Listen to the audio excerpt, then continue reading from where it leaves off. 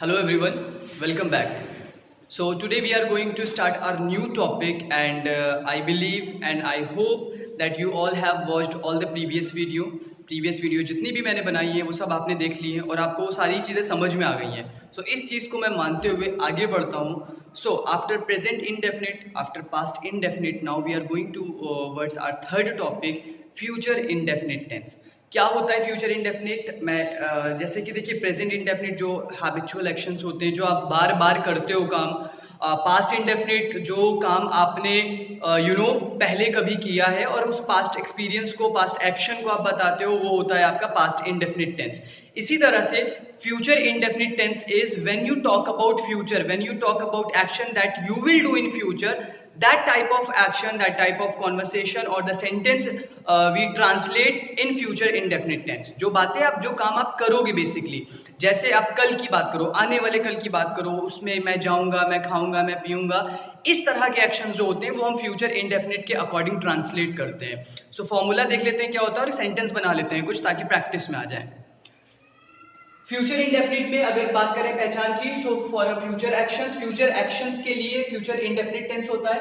And also in Hindi आपके जो sentence होते हैं वो खत्म होते हैं गा, गी, गे, राइट. सो मेक श्योर जैसे प्रेजेंट इंडेफिनिट में ता है, ती है, ते है, पास्ट इंडेफिनिट में आ, ई, ए, यहाँ पे गा, गी, गे, राइट. एग्जाम्पल, मैं घर जाऊंगा, गा पे सेंटेंस खत्म हो गया. वो मुझसे मिलने आएगी, गी के ऊपर खत्म हो गया. हम वहां नहीं जाएंगे, नहीं जाएंगे, तो गे के ऊपर सेंटेंस खत्म हो गया. सो इस तरह की कॉन्वर्सेशन आपकी फ्यूचर इंडेफिनिट की होती है. Very fastly we are going to move. Formula देख लेते हैं. सिंपल सेंटेंस है. First you need to write subject plus will plus verb की first form plus object. Will यहाँ पे आपकी फ्यूचर इंडेफिनिट की हेल्पिंग वर्ब है और वर्ब की हम फर्स्ट फॉर्म या बेस फॉर्म यहाँ पे यूज करते हैं. In negative same, helping verb के बाद नॉट, यानी कि विल के बाद हम नॉट लगा देंगे. Subject plus will plus not plus verb की first form plus object. Interrogative में हेल्पिंग वर्ब को हम सबसे पहले हमेशा कर देते हैं, तो विल पहले आ जाएगा, फिर सब्जेक्ट, वर्ब की first form and object. The last, अगर WH का कोई सेंटेंस है जहां पे क्वेश्चन आप पूछते हो क्यों, कब, कैसे, कहां, तो सबसे पहले आप वो वर्ड रखोगे, फिर विल, फिर सब्जेक्ट, वर्ब की first form and object. Sentence यहाँ पे एग्जांपल्स आपके कुछ दिए हुए हैं. पहला एग्जांपल है आपका वह वहां नहीं जाएगा, तो वो वहां नहीं जाएगा या वह वहां नहीं जाएगा. ये एक सिंपल सेंटेंस है. सिंपल सेंटेंस के फॉर्मूले में सबसे पहले अब यहाँ पे जाना हो गया हमारा वर्ब, कौन नहीं जाएगा, वह नहीं जाएगा, तो वह हो गया हमारा सब्जेक्ट. कहां नहीं जाएगा, वहां नहीं जाएगा, तो वहां हो गया हमारा ऑब्जेक्ट. हमें सब्जेक्ट, वर्ब, ऑब्जेक्ट मिल गया. सबसे पहले हमें लिखना है सब्जेक्ट. वह की इंग्लिश, ऑब्वियस सी बात है, यहाँ पे एक लड़के की बात हो रही है तो ही हो गया. उसके बाद हमें यहाँ पे लिखना है will, helping verb, he will. फिर हमें लिखना है वर्ब की फर्स्ट फॉर्म. वर्ब क्या थी, जाना. जाने को इंग्लिश क्या होती है, गो, और गो क्या है, वो फर्स्ट फॉर्म है. सो ही विल, सॉरी ये एक निगेटिव सेंटेंस है क्योंकि यहाँ पे नहीं लिखा है, बाय मिस्टेक मैंने इसको रिमूव कर देता हूँ. वो वहां जाएगा, सो ही विल, और उसके बाद हमें क्या लिखना है, वर्ब की first form, he will go. कहां जाएगा, ऑब्जेक्ट, वहां जाएगा. वहां की इंग्लिश देयर. अगर वो यहां आएगा तो यहां की इंग्लिश हेयर, वहां की English there. He will go there. दूसरा सेंटेंस देख लेते हैं. नेगेटिव है. तुम उससे बात नहीं करोगे, तो फिर यहाँ पे बात जो करना है वो हो गई हमारी वर्ब. कौन नहीं करेगा, तुम नहीं करोगे, तुम हो जाएगा सब्जेक्ट. किससे नहीं करोगे, उससे नहीं करोगे, उससे हो जाएगा हमारा ऑब्जेक्ट. निगेटिव का फॉर्मूला सबसे पहले सब्जेक्ट, सब्जेक्ट है तुम की इंग्लिश हो गई यू. फिर हमें लिखना है विल, विल हमने लिख दिया. विल के बाद हमें क्या लिखना है, नॉट, नॉट लिख दिया, यू विल नॉट. उसके बाद क्या लिखना है, वर्ब की फर्स्ट फॉर्म, बात करना. बात करने को इंग्लिश में बोलते हैं टॉक, टॉक हो गया. यू विल नॉट टॉक, किससे नहीं करोगे, उससे नहीं करोगे. अब उससे जो है वो एक लड़का भी हो सकता है और एक लड़की भी हो सकती है. अगर लड़का है तो हिम और लड़की है तो her. So you will not talk to her या फिर हिम. अगर हमें पता है तो हम एक ही चीज लिखेंगे, यहाँ पे श्योर नहीं है तो फिर हमने दोनों ही लिख दिए. नेक्स्ट सेंटेंस है आपका इंट्रोगेटिव. क्या वह टेस्ट देगी, क्या वह टेस्ट अटेम्प्ट करेगी. तो यहाँ पे टेस्ट दे, ये भी आपका फ्यूचर इंडेफिनिट है. टेस्ट को जो देना है वो हो गई हमारी वर्ब. कौन देगा, वह देगी, तो वह उसका हो जाएगा सब्जेक्ट, ठीक है. और क्या देगी, टेस्ट को देगी, तो टेस्ट हो जाएगा ऑब्जेक्ट. इंट्रोगेटिव इसलिए क्या वर्ड आपका पहले लगा हुआ है. अब देखिए क्या वर्ड टेस्ट देगी, इसका आंसर जो है वो यस और नो में आ जाएगा. मतलब हाँ वो टेस्ट देगी या नहीं देगी. तो जब आंसर यस और नो में आता है तो हम पहले भी डिस्कस कर चुके हैं क्या कि इंग्लिश हम व्हाट नहीं लिखते हैं, सिंपल विल को मतलब हेल्पिंग वर्ब को पहले कर देते हैं। तो उसी हिसाब से यहाँ पे क्या वर्ड टेस्ट देगी, इंट्रोगेटिव में हमें सबसे पहले लिखना है विल, हेल्पिंग वर्ब को सबसे पहले लिख दिया विल। उसके बाद हमें लिखना है सब्जेक्ट, सब्जेक्ट क्या है वह, अब यहाँ पे देगी इसका मतलब लड़की है तो वह के लिए हो गया शी। फिर हमने लिखना है वर्ब की फर्स्ट फॉर्म देना। अब देखिए टेस्ट देना, देना की बेसिकली इंग्लिश होती है गिव, लेकिन टेस्ट बेसिकली कोई किसी को देता नहीं है, अटेम्प्ट करता है, तो यहाँ पे हम अटेम्प्ट वर्ड यूज कर रहे हैं। विल शी अटेम्प्ट, क्या अटेम्प्ट करेगी, क्या देगी, test. Will she attempt the test, interrogative last में क्वेश्चन मार्क लगा दिया।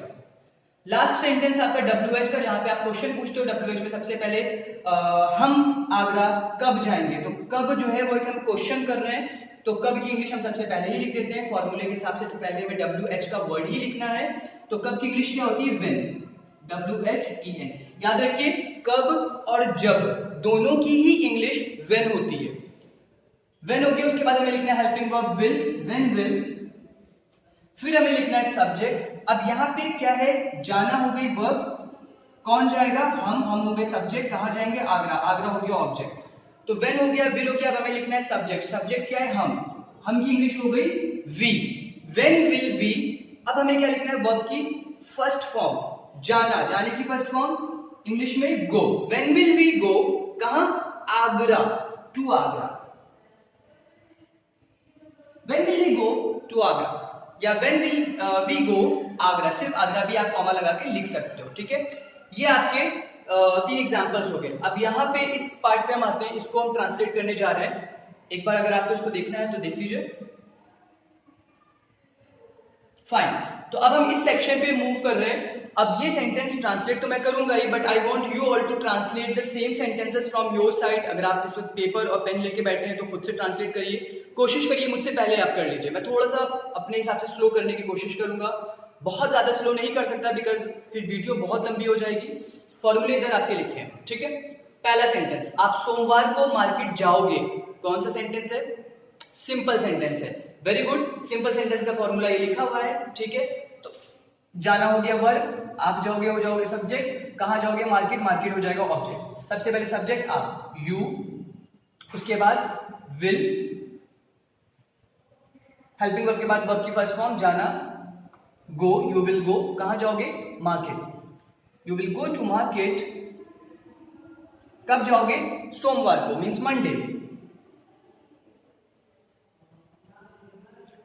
याद रखिए जब मंडे, ट्यूसडे, जनवरी, फरवरी, मार्च और या फिर कोई after some time, before some time, ये जो वर्ड्स होते हैं ये हम सबसे पहले या तो लिखते हैं या तो सबसे लास्ट में लिखते हैं, ठीक है। इनको बीच में नहीं डालते हैं। You will go to market Monday, on Monday, sorry, you will go to market on Monday, तुम संडे को मार्केट जाओगे।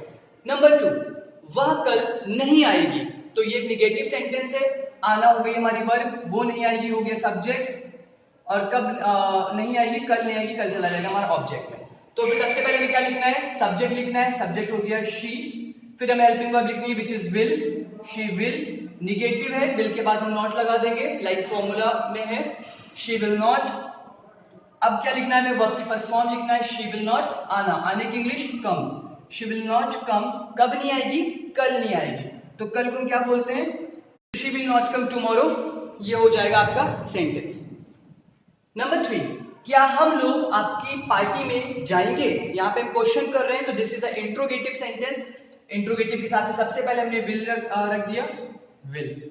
उसके बाद हमें क्या रखना है, सब्जेक्ट रखना है। सब्जेक्ट क्या है, हम, तो हम की इंग्लिश विल बी। अब उसके बाद हमें क्या लिखना है, वर्ब की फर्स्ट फॉर्म, विल बी गो, कहां जाएंगे, ऑब्जेक्ट हो जाएगा वो आपका, विल बी गो टू उसकी पार्टी में। अगर उसकी मतलब लड़का है तो हिज, लड़की है तो हर, लेट्स अज्यूम लड़का है, will be go to his party, ठीक है। अगर लड़की होता तो will be go to her party हो जाता। नंबर 4, क्या वह मुझे सच नहीं बताएगा, ये भी आपका इंट्रोगेटिव है, बट यहाँ पे आपका भी आंसर यस सॉरी ये आपका इंट्रोगेटिव है, but with interrogative this is also negative as well. So ये इंट्रोगेटिव निगेटिव है. बहुत बार हम डिस्कस कर चुके हैं इस चीज को. जब कभी इंट्रोगेटिव निगेटिव आता है तो हम हमेशा नॉट को जस्ट आफ्टर सब्जेक्ट लिखते हैं. ठीक है, तो इंट्रोगेटिव में सबसे पहले हेल्पिंग वर्ब लिख देंगे विच इज विल. उसके बाद क्या है, बताना हो गई हमारी वर्ब. कौन बताएगा, वाह हो गया सब्जेक्ट. किससे बताएगा, मुझे. और क्या बताएगा, सच. ये दोनों ही चीजें हमारी हो गई ऑब्जेक्ट. तो विल के बाद हमें लिखना है subject will.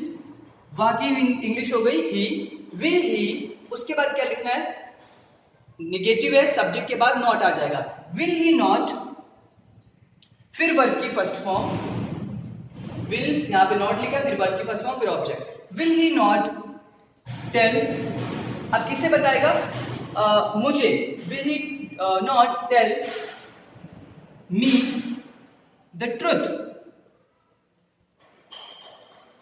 Will he not tell me the truth, क्या वो मुझे सच नहीं बताएगा. नंबर 5, आप ये कैसे करोगे. यहां पे क्या है, इंट्रोगेटिव है, सवाल पूछ रहे हो, बट आप पूछ रहे हो कैसे करोगे. सो this is again a WH का वर्ड है. यहाँ पे कैसे करोगे उसको एक्सप्लेन करना पड़ेगा. तो सबसे पहले WH में हम क्या करते हैं, that particular word, that particular you know when, how, where, इन वर्ड्स को हम सबसे पहले रखते हैं. तो कैसे की इंग्लिश हो गई हाउ. उसके बाद हम अपना पूरा फॉर्मूला इंट्रोगेटिव का ले लेंगे. विल प्लस सब्जेक्ट, वर्ब की form plus object.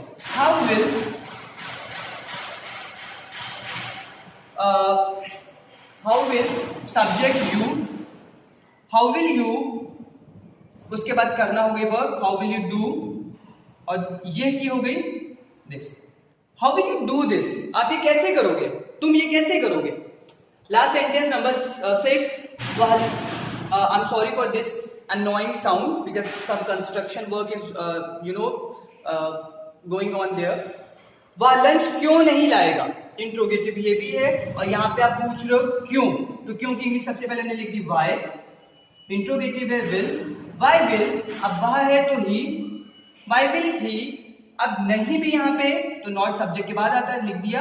Y will he not. अब लाने की इंग्लिश क्या होती है, bring. Why will he not bring, BRING. Why will he not bring, क्या नहीं लाएगा, लंच. इंट्रोगेटिव है, लास्ट में क्वेश्चन मार्क लगा दिया. Make sure whenever you are writing any interrogative sentence it is compulsory to write the question mark. So why will he not bring lunch, वो lunch क्यों नहीं लाएगा. This is how we have completed our this section and this section also. अब यहाँ पे as usually जो पिछली बार भी हम सेंटेंस कर चुके हैं, जो होमवर्क है दैट इज देयर. अब मैं एक बार इनको पढ़ दे रहा हूँ, ये होमवर्क आपको करना है.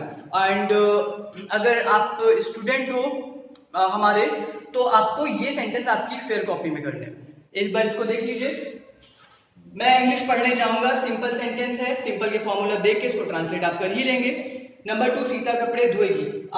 रिमेंबर ये सेम एग्जांपल्स है जो हम अभी तक करते आ रहे हैं. The same examples which we had done in the present indefinite tense, the same examples which we had done in the past indefinite tense. Now the same sentence we are making in future indefinite tense as well. So Sita कपड़े धोएगी, I forgot to mention this. वह सोमवार को बाजार नहीं जाएगा, negative हो गया. वह फास्ट फूड नहीं खाएगा, this is also negative sentence. And number 5, क्या आप टहलने जाओगे, दिस इज इंट्रोगेटिव सेंटेंस. तुम अपना बैग कहाँ रखोगे, again this is the interrogative sentence, but कहाँ रखोगे. So this is going to be a WH sentence. Number 7, क्या आप नए गाने नहीं सुनोगे, इंट्रोगेटिव. नंबर 8, हम जैन में मनाली जाएंगे, this is a simple sentence. And number 9, वह कल क्या बनाएगा, this is also interrogative sentence. And one more thing, वो क्या बनाएगा. तो यहाँ पे you need to tell that thing which he is going to make, जो वो बनाएगा वो बताना पड़ेगा. So again this is a WH sentence. You need to write WH80 what word there in its translation. Number 10, तुम मेरे घर कब आओगे. सो again this is again a WH sentence from a WH family. कब की इंग्लिश में आप लिखोगे. So I hope these concepts are clear to you now and you will easily be able to make these sentences in English. कोई doubt है तो आप बिल्कुल पूछ सकते हैं. Thank you for watching the video. If you haven't subscribed this channel, please subscribe so that you can get all the videos instantly whenever I upload. Thank you for watching the video and giving your time. Have a good day. Take care. Bye bye.